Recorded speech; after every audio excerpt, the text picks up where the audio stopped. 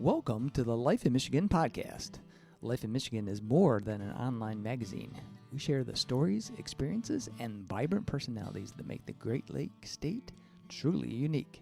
In this podcast, we bring you inspiring, heartwarming, and sometimes unexpected conversations with people who call Michigan home. From the rugged beauty of the Upper Peninsula to the bustling creativity of Kalamazoo, we'll cover the stories and define what it means to live, work, and play in Michigan. Today on Life in Michigan, we are thrilled to be joined by two guests who are bringing bold, inclusive, and wildly creative energy to Jackson's art scene.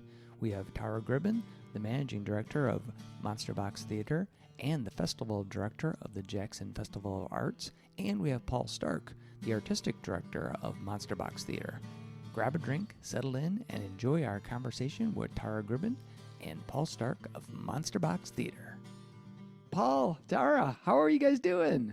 Good. How are you? Good. We're doing fantastic, and we're happy to see you guys.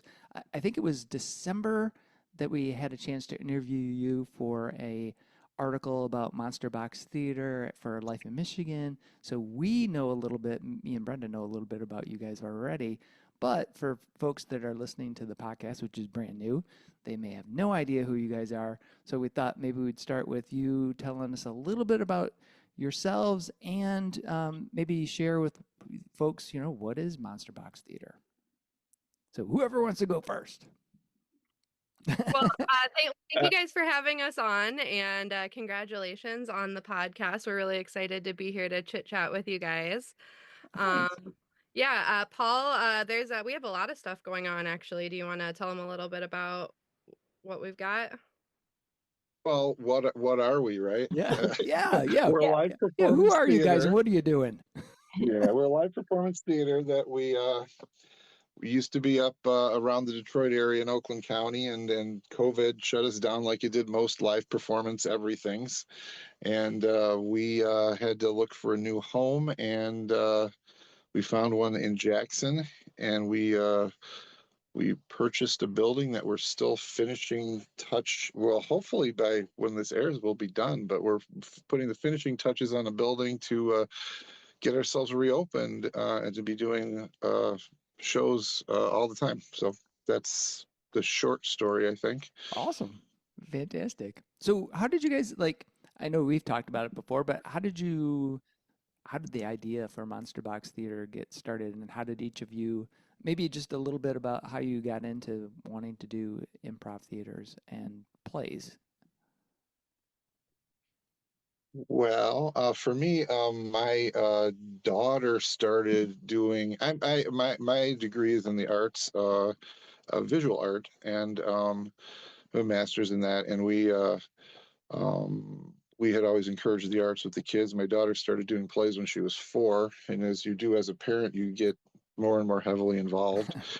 And having the background of music and arts and things, we were moving around and doing a lot of plays and a lot of things. She ended up she's finishing up her master's degree at Boston University as a professional director, and she's 3 or 4 years in her own theater company that she started. So she kept going with it all the way through, and but I kind of followed her into it a little bit, and it was a good fit. I'd done some of this in the past, and it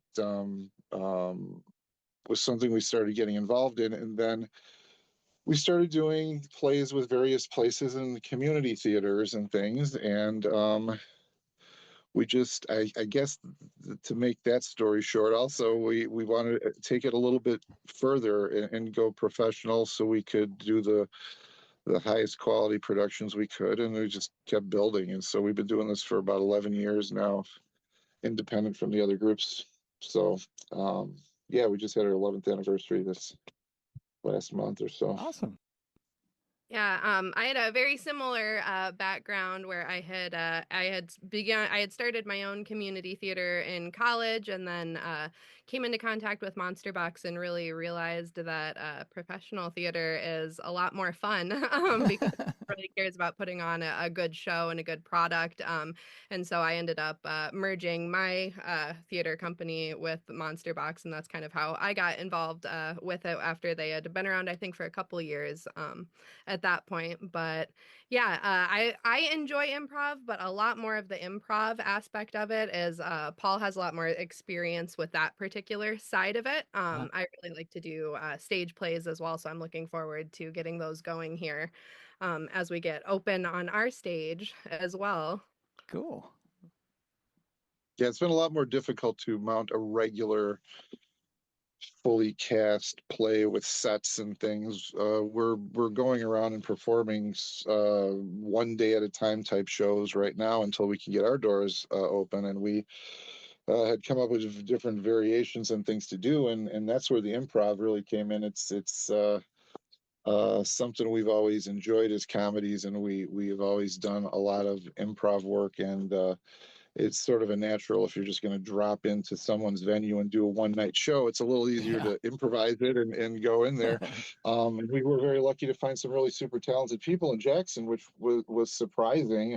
We weren't fully knowing what to expect, I guess I should say, and we found some very talented people, so that also just sort of took off. And then we've expanded that into various versions of improv, where we do a murder mystery and make it a comedy and an improvised show. And we also have a game show that we do, and then various types of shows that we can take out somewhere for a day. So that's sort of where that came from. But we are all looking forward to getting and doing a couple of bigger projects and getting some plays going that we can run for a couple weeks at a time and do more of that as well. Excellent. We had a great time when we were at, is it Ironbark? Yeah.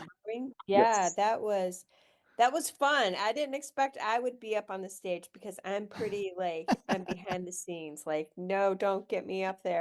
But I got up, I got on the stage. But Chuck is all about me, kid. He's like, hey, look at me. So I wasn't surprised to see him up there. Yeah, Chuck, you jumped right in. You were pretty comfortable with that for sure. I don't know why, because I'm actually very shy. So Me too. It's what happens to us shy guys. We end up having to put a hat on when we go out in public, and it gets us into acting a little. I think that's actually true. I would have considered myself a shy person through most of my life, I believe, as well. But people don't describe me that way anymore. Yeah. You guys came to the Wheel of Game, right? That we did at Yeah, the Wheel of Game. Yeah, our first experience was actually the murder mystery. So it was the Butler convention. It's Murder at the Convention. Yeah, that was great because we got fed, so we had some food.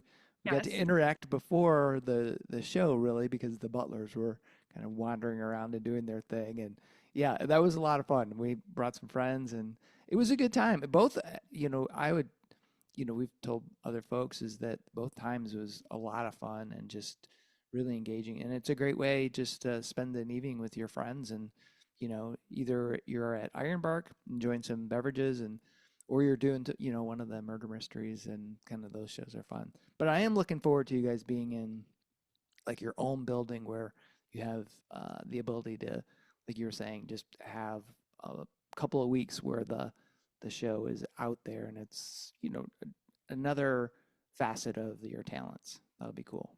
So where exactly is the building that you will be opening? Where's that located in Jackson, Michigan? It's in the downtown area. It's in they created a social district down there for the main center of downtown, and we're in that, and it's at the corner of Washington and Martin Luther King Jr. So it's right in the downtown area on the east side of the main street there, and we're pretty happy about the location because there's a lot of restaurants and bars and things. We are happy to do that. We were in a different type of location previously, and it was difficult. So this should be really fun once we get going over there. Yeah, that's a great space because you got like you said, lots of opportunities. Ogma's around the corner. You've got some great restaurants. Veritas isn't too far away. Stuff basically across the street even. So Yeah. it's really cool. Yeah. Yeah, it's going to be a really great location. We've been chit-chatting with some of the other people in the city too, and I think that they're really going to try to put some more like restaurants and stuff like that in and around that area. So we're looking forward to being part of that kind of a revival on that side of the city in the downtown area. It's going to be really great. We're looking forward to it a lot. When we talked, and I don't know if it was mentioned in our last conversation, but or when I was like mining information from your website about you or somewhere along the line, you mentioned creating a space for everyone to be creative. And I totally get that vibe when I'm with you guys, like, because I would have never got up on that stage, like I'm like, oh, are you kidding me? But how do you foster that kind of like inclusive environment? Like, could you, so our listeners could kind of get a sense, like, oh no, I'm not gonna do improv. Like, how do you make that space feel safe? That's a good question. Do you have That is a good question. I have something that I think that it would be so we really first of all, I think that, as adults we kind of get told that we're not supposed to be creative or we're not allowed to be creative, and like we kind of carry that into our day-to-day lives.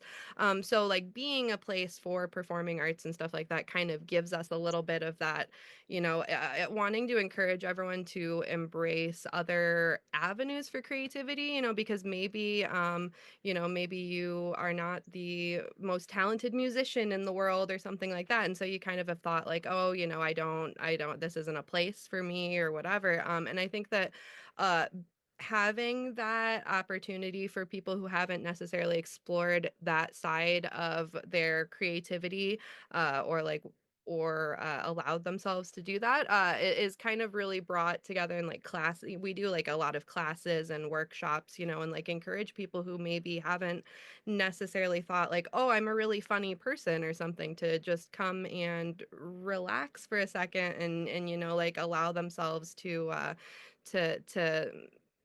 hear some of the rules that they should take in so that they can break them, or whatever the case may be, and it kind of creates an environment for that like self-expression. I don't know if that makes any sense or not, but Yeah, no, it does. it's a really interesting question.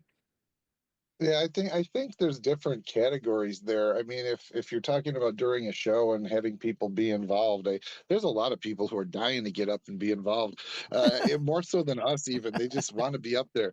But I also find it super interesting when we do these types of improvised shows that people are terrified of the one thing that we get the most comment on is, oh, we're doing this comedy, we're doing an improv show, and they're like, oh no, you're not going to make me go up on stage, right? And they're scared, and it's funny. We get that a lot. It's interesting, but I think if it comes to the shows, we try to. Oh my goodness, stop that! If we, when we come to the shows, and we're doing those, we try to just make it very fun, and have a good time, and not be super serious about things, breaking the fourth wall, and calling attention to what we're doing, and when people make mistakes, some of the things we do in improv is we try to point them out right in front of everybody so that everybody sees them. And the audience is usually very encouraging. They want people to succeed, or to try things, or to try something new. So when someone comes up from the audience, I think often the rest of the audience is very encouraging. They like to see someone go up there that's never been up, and it's fun for everybody. And I think it's a sort of a naturally encouraging environment. And then Tara mentioned classes. We have a lot of different things we do in classes to get people over the hump of getting up in front of people. And once they do, boy, sometimes they really surprise us really quickly. Recently, we had a brand new student who came to one of our shows, and we were asking for volunteers, and during the class they actually cried because they were so scared to talk in front of 10 Oh, people. wow. And then they got up at Ironbark on the stage and went crazy in front of the crowd. So they were just waiting for their moment to be a star. But there's exercises and rules and things, and we all do things together, so it makes it easier for people to do something silly if we're all doing it at the same time and get people loosened up and all that. So Yeah, I think the aspect of being able to have fun, know it's okay to have fun. eh, Yeah, I definitely felt that in both of the shows that we attended. That you were very, the ensemble was totally involved in like making people feel good and feel happy about things. And at Ironbark, there was just that freedom where folks just, if you were terrified, then it was okay just to sit and watch and be a viewer as opposed to a participant. But if you were wanting to, kind of flap your wings and look around and do something fun, you could do that too. So I thought that was very cool. And I think it's yeah, a good skill that you guys are passing along to folks because the ability to speak in front of folks, that's not something that everyone's going to have to do in their life, but it does give you a certain level of confidence if you feel comfortable doing that. So that's an important skill just for general, in general for folks.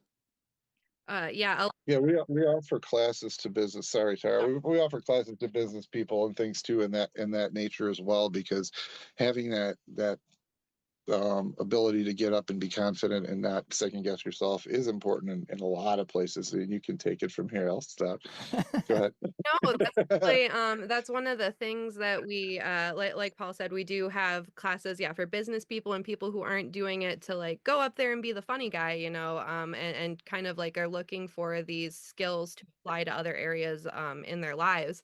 And that's, like another one of the things that we do that we had chatted about before was the classes that we do at community mental health clinics and stuff Mm. too.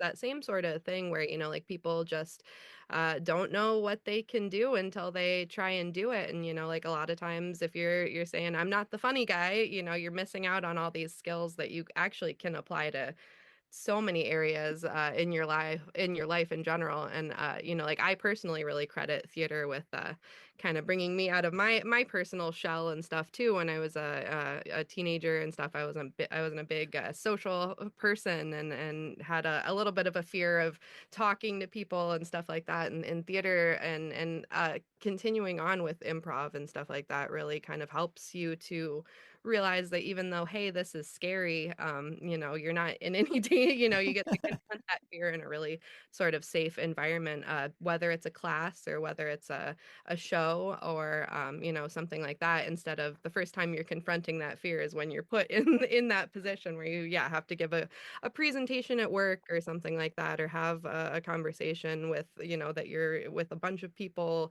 You get a little bit of practice for life, real life situations Yeah. in that space. Yeah, so you mentioned right there that you work with Segue, Yeah. right? It's a private nonprofit mental health agency there in Jackson, which offers programs to individuals recovering from addiction or long-term mental health challenges. And that Monster Box and you particularly, Tara, are doing classes and storytelling workshops there to foster confidence and creativity with their population there. Can you tell our listeners a little bit more about that partnership? Like, how did it come to be? How's it going? Like the last time we talked, you guys might have been up for an award. Like there was all this cool stuff happening. Yeah, that's really we've got a lot of exciting stuff going on with that. We kind of set up almost like a pilot program with this improv class, which was really a great collaboration between us and Segue. We happened to meet with Mike Thompson, who's the CEO over there, and he got to talking with us during a meeting one time, and we were like, "Hey, what about improv classes over there?" And that really just it started as a let's try this thing, and then kind of developed into something really cool that's become a really great opportunity for the people in there. It's a ACT program, which is a type of therapy that they do over there, and it really is like a life skills through improv. And we recently introduced the storytelling class. But yeah, we've won an award for that, for innovation in the mental health space, and they've actually been invited to perform at several conferences this summer. Wow. At the time that this airs, we'll have just finished up a performance that they're doing for Lifeways, which is one of the main sponsors of Segue and groups like it in the community. But they're going to perform for 500 people at Wow. the mid-May Wow. here. Yeah, so we're there's a lot of really cool stuff going on with that. And please, to the listeners and you guys too, obviously feel free to reach out to us if you want more information about the classes that we do really can be tailored for people in so many different situations. Like even if you are someone who has like a corporate office or something, and you're looking for something for like to increase communication between your teams and stuff like that. There really has been so much that we've seen growth in the people over at Segue, and then anyone else that we've had in classes, just in their in them and their lives and communication and stuff like that. So it's been really rewarding, and we're looking forward to that continuing to grow here. That Yeah, we started these programs at our old location before working here, and it was a really fortunate coincidence to run into Mike from Segway and to be able to continue similar work. We started with a special needs summer camp that we did.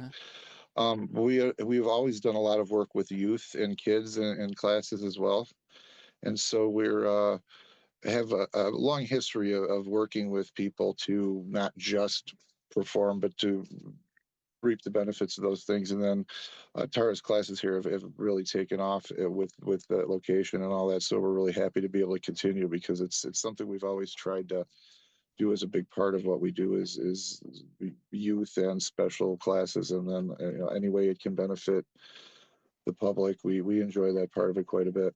Yeah, that is, I was I've been saying this a couple times because it's a theme that's been, seemed to be repeating in my, I guess, like flood of information that comes in.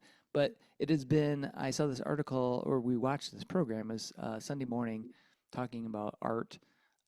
And art is for everybody, but the physical and mental benefits of art. And as you were talking about those programs and working on, not just people, that have either an addiction problem or a mental health challenge. It's, really for everybody, kids, adults, all these, across the spectrum of folks that can benefit from not only these kind of skills that will help them through their lives, but just that kind of social interaction too, right? Because you take the class and you're with other people and nobody knows what the hell's going on, but they're having fun with it. And so I think that's fantastic. It's so cool.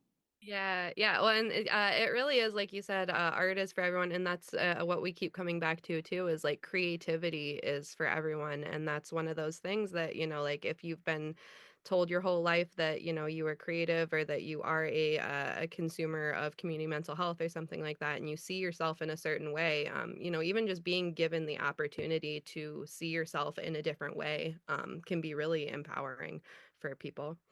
Yeah. so it's not just Segway, but you've also got a collaboration going on with Jackson Library. Is that true? Is that still happening? Yeah. The storytelling thing. So they are restructuring the way they do Storyfest, I believe, starting this year or next year.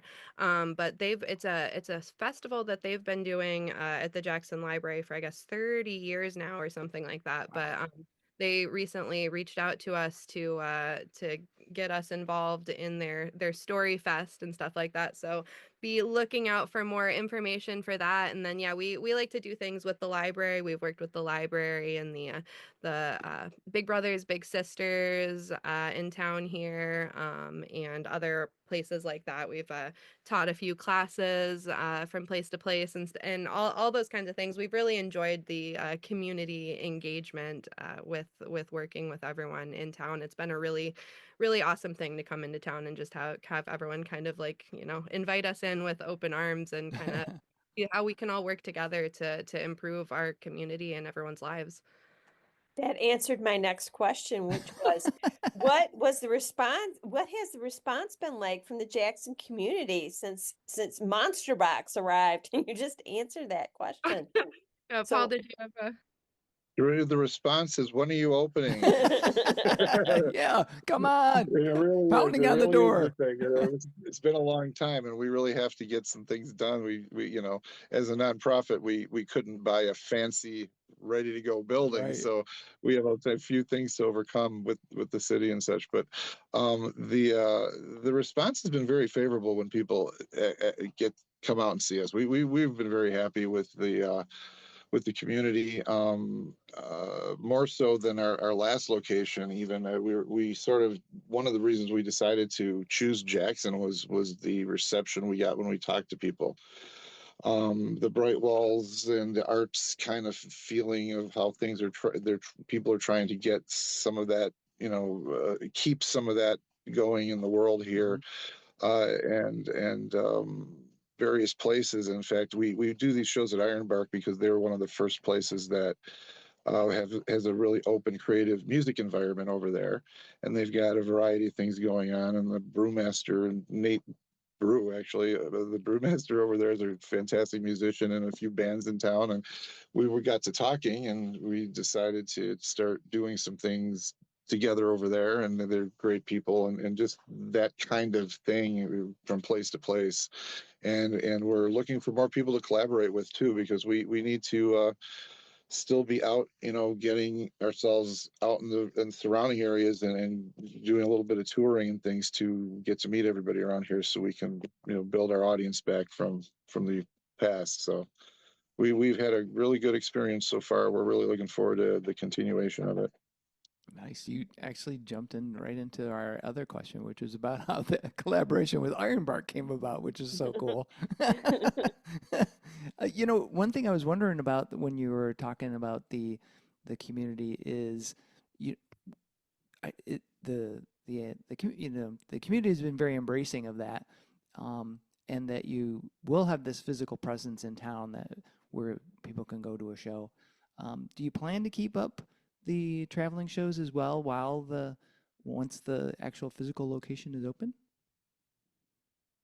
Yeah, I think we will, because we have downsized our location here from the old one. The old one was an old retired bowling alley. It was very, very, very large, and we had 3 stages that we had built into the place, etc. But we also realized the nature of live performance theaters changed a lot with technology. And I say this a lot. I don't know if everybody agrees with me, but I think just about everybody sort of has a movie theater in their home now, with the size of televisions and the price of televisions is one of the few things that's come down in price. And it's not as exciting a thing to go out and just look at people on a stage real far away that's you can hardly see, and that kind of thing. And so we sort of feel like the future of theater is these interactive experiences that we've been doing.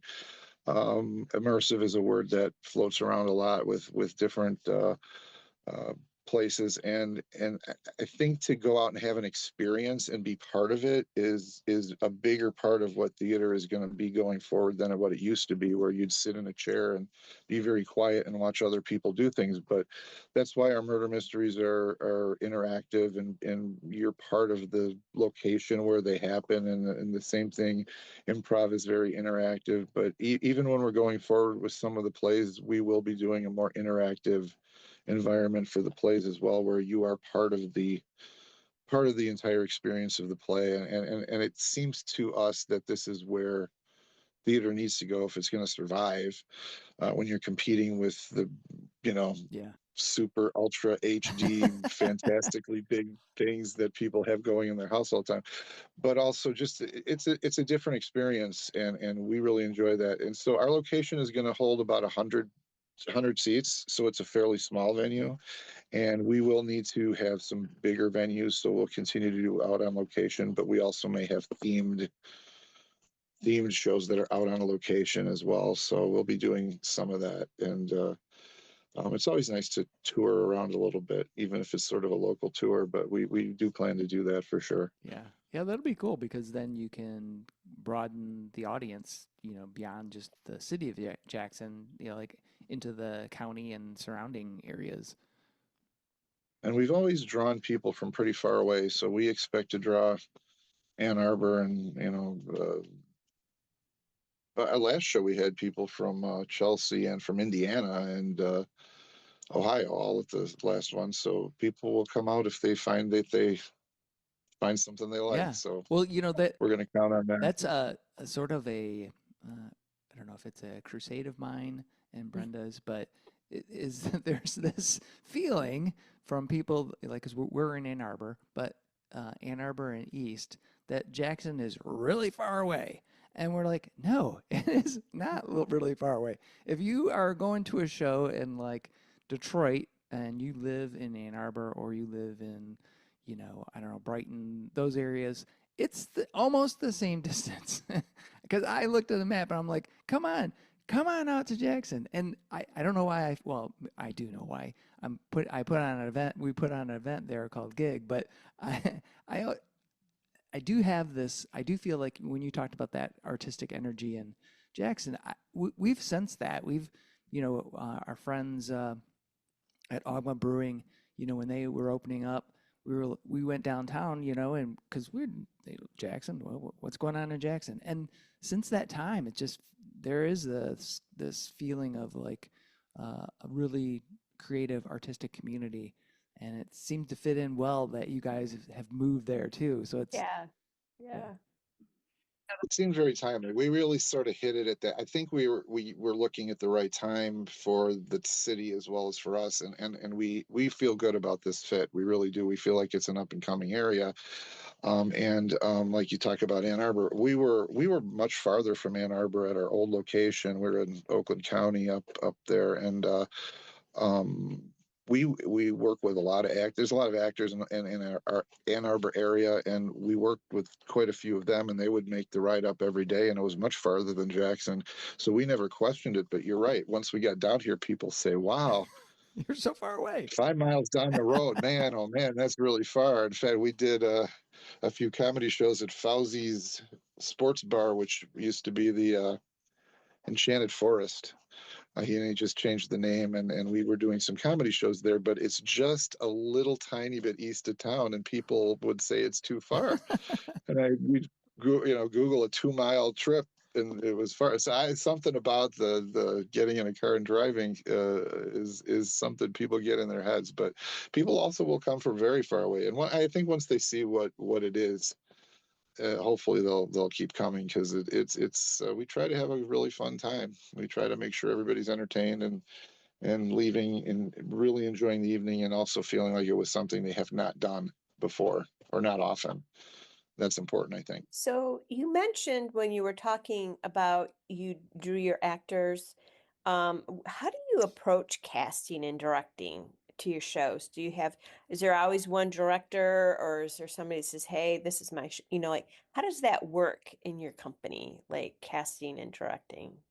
In the past, we've usually had just several directors, usually mainly made up of myself and Paul, and Paul's daughter Taylor, and a couple of another executive board member of ours, Stacy Grutza.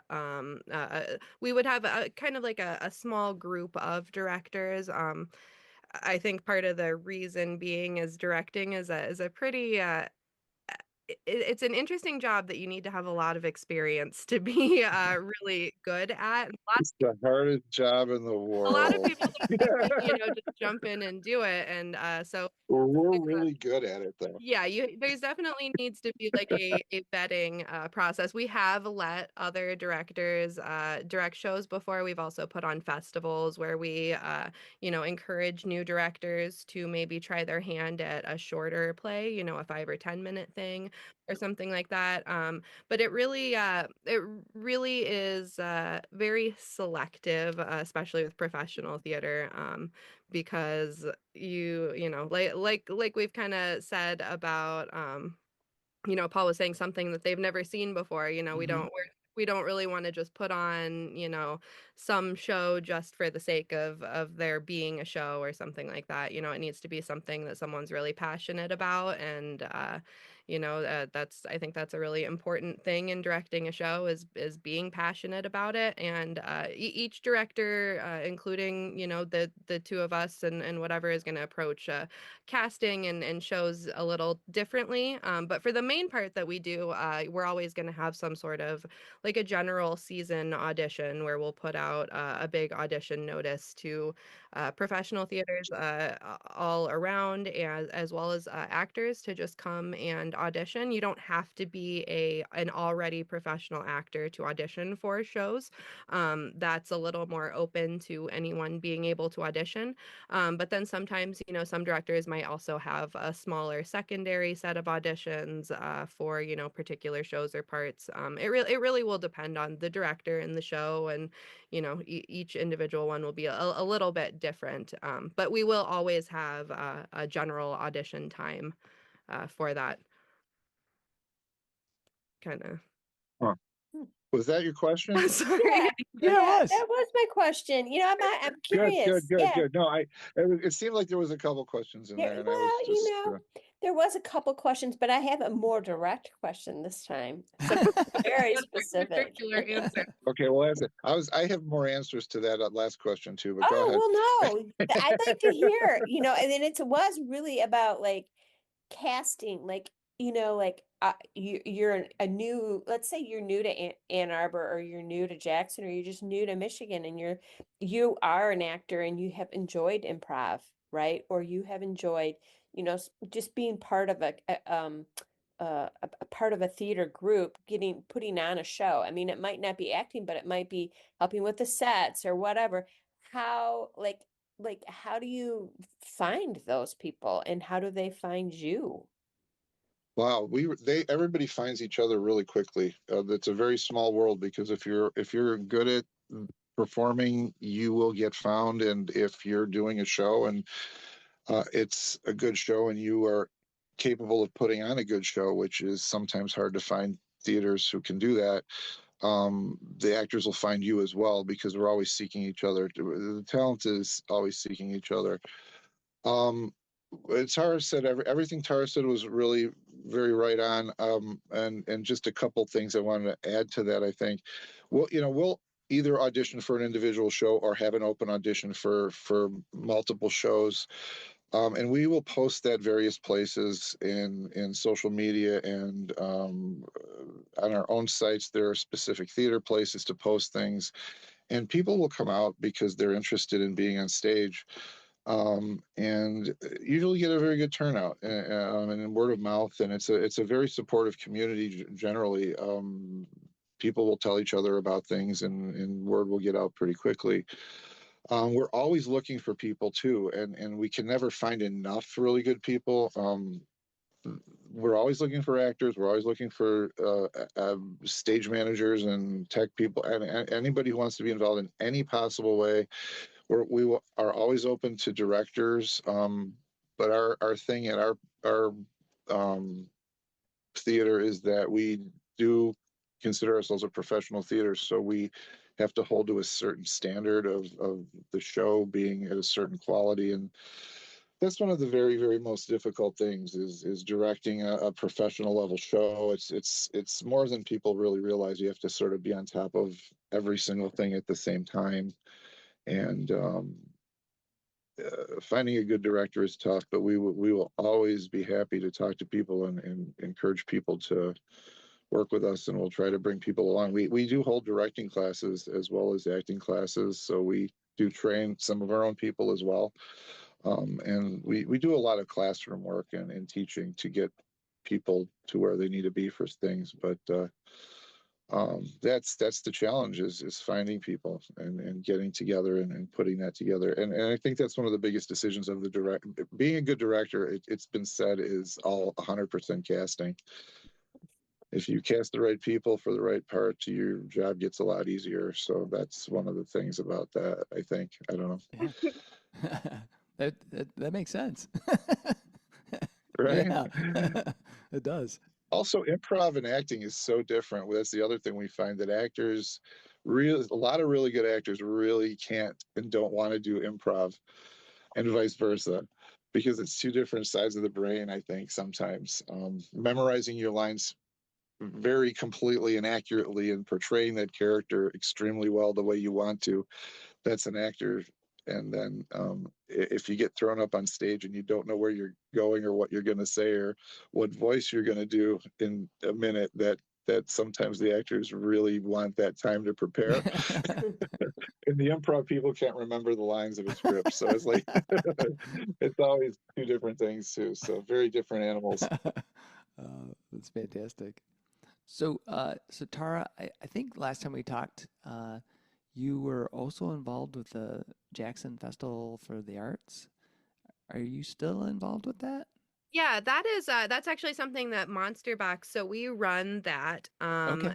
We run it just basically in a more community-wide festival that kind of came from coming to town and meeting all the artistic people in town and seeing all of the really cool things that people are passionate about and the great things that we come in here and we hear, oh, Jackson Prison City, and that's all we hear. And then Yeah. you look around and there's like the Jackson Symphony Orchestra, and there's the Michigan Theater, and there's Art 634, and there's Ellis Art Museum. You know what I mean? There's like Yeah. all really cool, passionate people doing really interesting things, but we're all doing it super separately. And it's like, wouldn't it be great if every year, or we ended up kind of transitioning into a biannual type of thing so that we could also focus on all the growth that we have going on at Monster Box.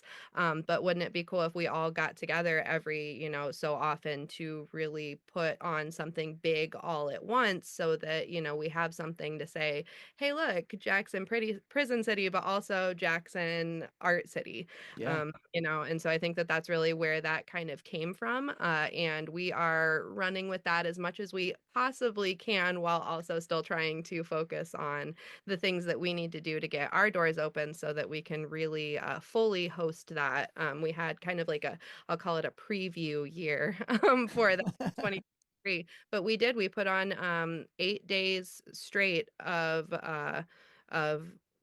the arts in Jackson. Every single place there was stuff all throughout the county that was going on. Most of it was central in downtown, but we did have things going on at Ironbark. We had things going on out at Alice Sharp, all that sort of stuff. Our Art 634 hosted a really big thing with artists from Detroit and stuff like that. So there was a lot of really cool stuff, and we're looking forward to doing it again. Do you have a date yet?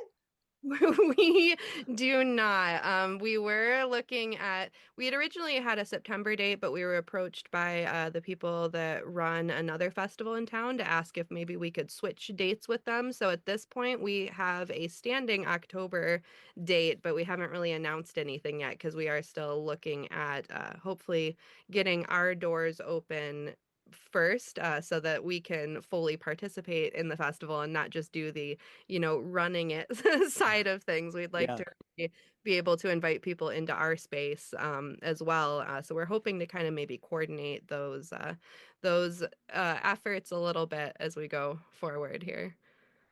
Yeah, I think the festival is going to grow and get bigger, but we do need to do the in-house stuff a little bit first. It's been a bigger project than we expected it to be here. There's a few more requirements with the building than what we expected, so it became a pretty daunting. And running a festival like that is a huge job, and Tara was the chair of the festival and headed all that up and did so much work. And it really could take you a whole year to do a festival. You could be doing nothing but a really big festival like that and have no time for anything. So we're sort of on a sort of mini hold, hoping that we are going to be able to coordinate it this year, but it will be an ongoing thing for sure for us. And we really loved the collaboration. People jumped in and we had some great collaborators. And in fact, we've that's one of the best things about Jackson. We've collaborated with the Symphony and the Michigan Theater and Art 634 and Ella Sharp Museum for various different things and projects already,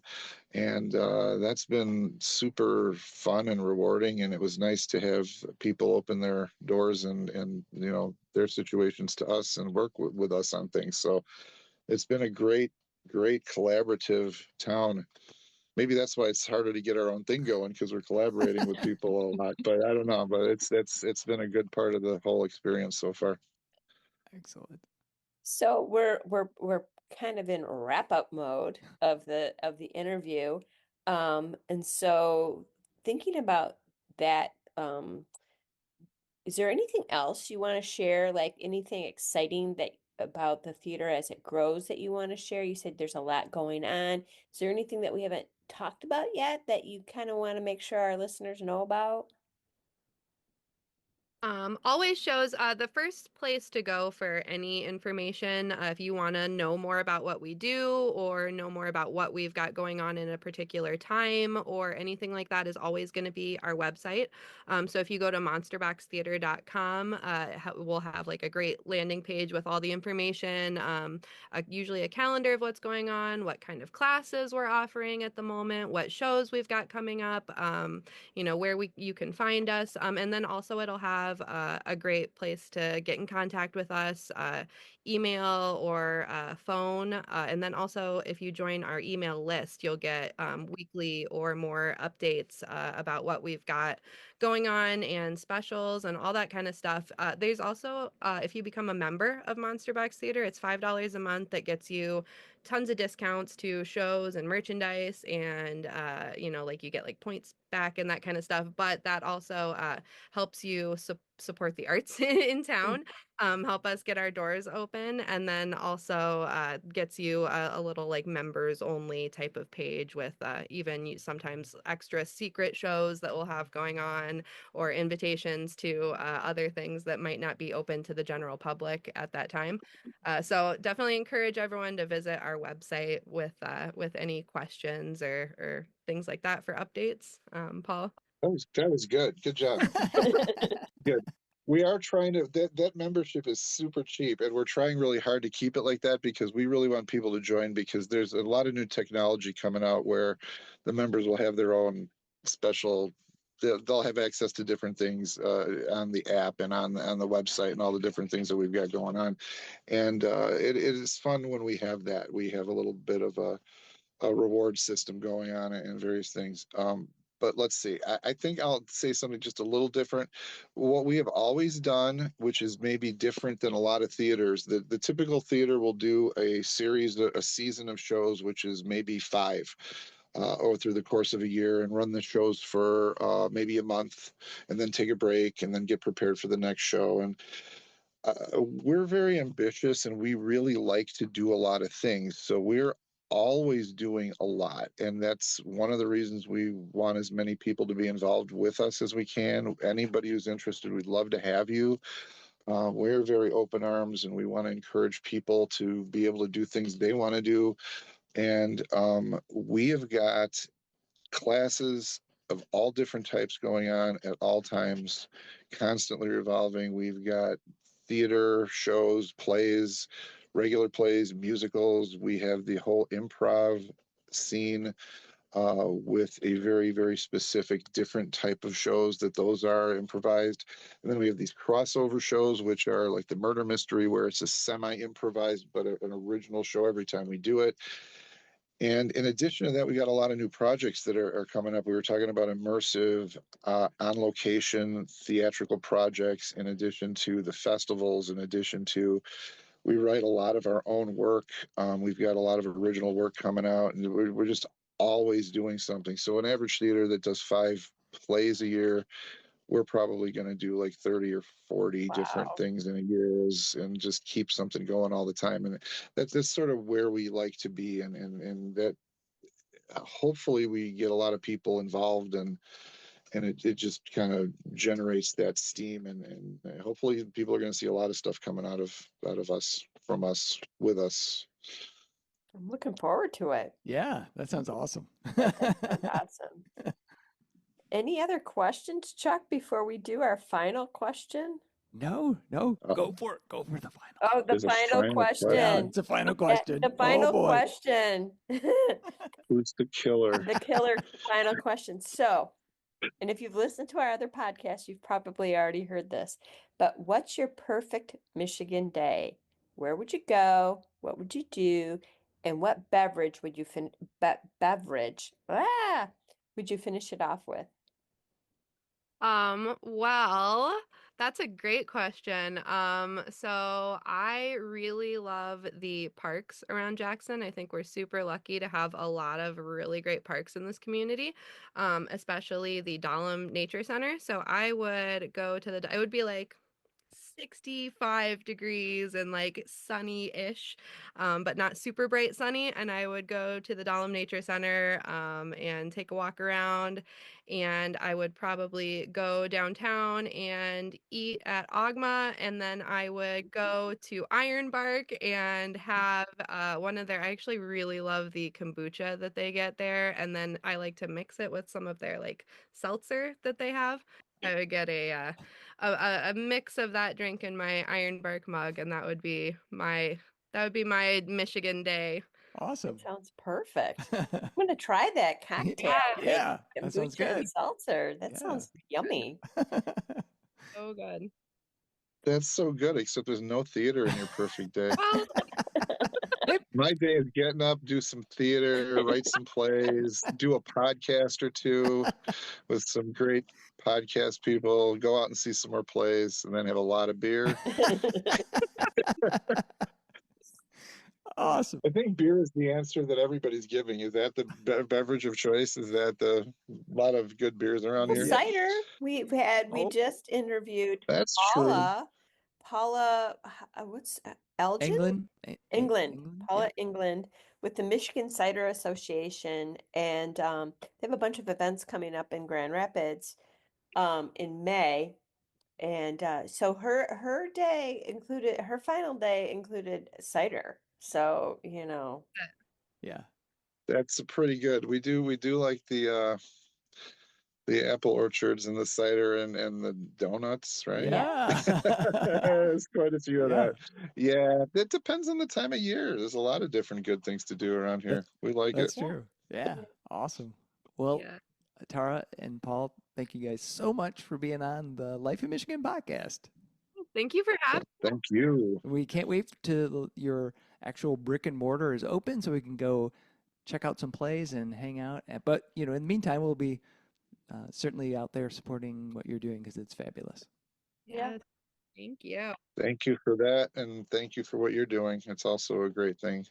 All right. Well, Appreciate it. yep. You guys have a great day, and we'll talk to you later. Thank you. You too. You too. Bye-bye. Many thanks to Tahra Gerben and Paul Stark from Monster Box Theater for joining us. Head over to the Michigan Theater in Jackson on June 28th and experience Monster Box Theater Improv at Comedy for Our Cause. Be sure to check out their website, as they've got improv summer camps, acting and improv classes for adults, as well as upcoming shows. Thank you so much for listening. Be sure to hit subscribe on your favorite podcast service to catch every episode of Life in Michigan. Help us spread the word by rating the show, sharing it with your friends, your neighbors, your family, your mail carrier. Share it with everybody, and leave a comment. We'd love to hear your thoughts. Stay connected by following us on our website and social media. This is a Life in Michigan production. Until next time, take care and have a fantabulous day in Michigan.